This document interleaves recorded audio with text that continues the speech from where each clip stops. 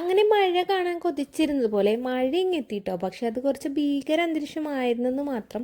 നട്ടപ്പാതിര സമയം ഒരു 3 മണിയോടുകൂടി നമ്മളും അറിഞ്ഞത്. നമ്മുടെ റൂമിൻ്റെ വിൻഡോയിൽ ആരോ വന്ന് തട്ടുന്ന പോലത്തെ സൗണ്ട് കേട്ടാണ് കേട്ടോ ഞാനും എണീറ്റതാ. അങ്ങനെ നോക്കിയപ്പോഴാണോ നല്ല കൊടുങ്കാറ്റും മഴയായിരുന്നു കേട്ടോ. ഒരു മണിക്കൂർ നമ്മൾ പേടിച്ചാട്ടോ ഇരുന്നത്.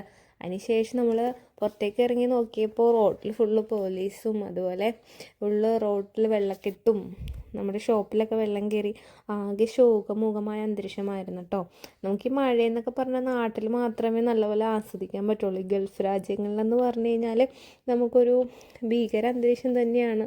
ഇതുപോലെ നാശനഷ്ടങ്ങളും വെള്ളപ്പൊക്കമൊക്കെ വരാൻ ചാൻസ് ഉള്ളത് കൊണ്ട് എപ്പോഴും നമുക്കൊരു പേടിപ്പെടുത്തുന്ന ഒരു UAE എല്ലാ എമിറേറ്റ്സിലും അതിശക്തമായ മഴയാട്ടോ പറഞ്ഞിരിക്കുന്നത്. അതുപോലെ തന്നെ റാസൽ ഖൈമ അബുദാബിയിലാണ് ഇപ്പോൾ ശക്തമായ മഴ റിപ്പോർട്ട് ചെയ്തിട്ടുള്ളത്.